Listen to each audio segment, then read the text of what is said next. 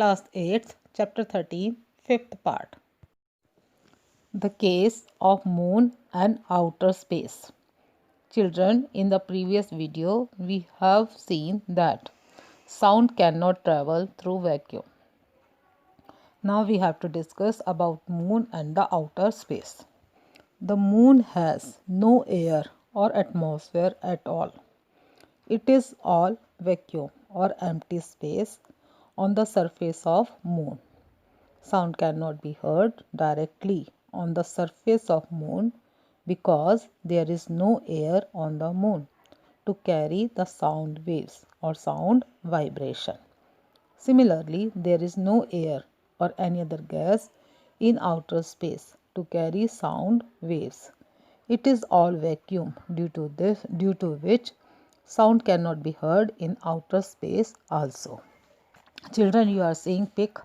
The astronauts cannot talk directly to one another on moon because there is no air on moon to carry the sound waves.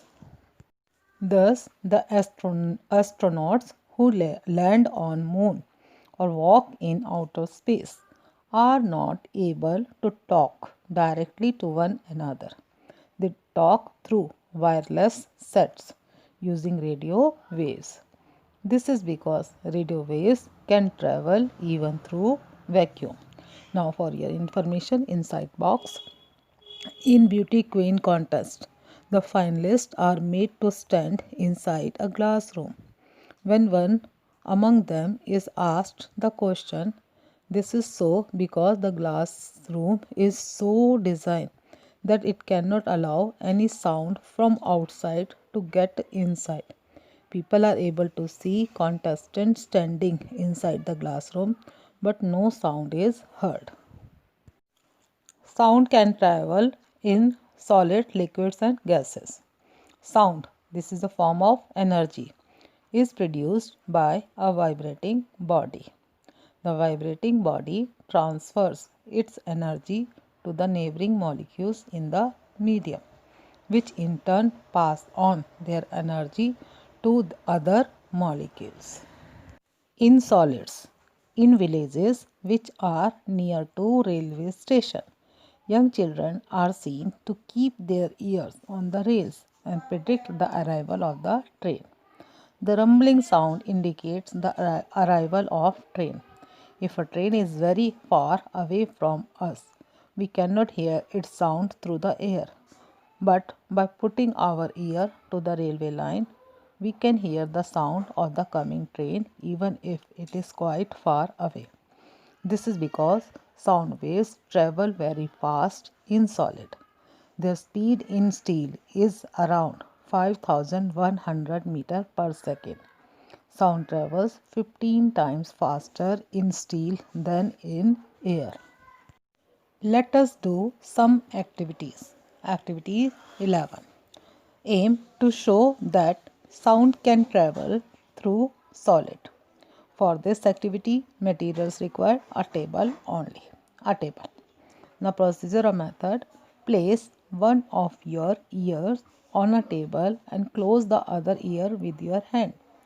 Ask your friend to gently tap on the table at a point a meter away from your ear. Note the sound heard. Now lift your head slightly so that your ear is not touching the table. Ask your friend to tap on the table at the same place. Does the sound appear less loud now? This activity, observation, when you lift your ear from the table, you hear the loud sound less. This conclusion, sound travels more clearly through solids. Sound travels faster through solid than air. Activity 12. Making a toy telephone. For this activity, we require materials: 2 empty match boxes or ice cream cup and thread. Now method or procedure. Take 2 empty ice cream cups or empty match boxes. Now pass a long thread through them and connect them. Now ask your friend to speak into one box or cup. Place the other box or cup near your ear and stand as far away from your friend as the length of the thread. Now, can you hear what your friend is saying? If you remove the can from your ear, can you still hear your friend's voice? Now, observation, you will hear your friend's voice clearly while touching the matchbox to your ear. Now, we conclude sound is louder through solid than through air. In liquids, it can be explained by the following activity. Activity 13. To show that sound can travel inside water. For this activity, materials require 2 marbles or stones, tub and water. Now, method or procedure. Take 2 stones or marbles, submerge them in a tub containing water and click them together underwater. Listen to the sound with your ears near the water surface. Now, observation, the sound heard is clearer and louder when the stones are submerged in water. Now, conclusion, it is concluded that sound can travel inside water. In gases, when the telephone bell rings in our home, we can hear its sound even from a distance.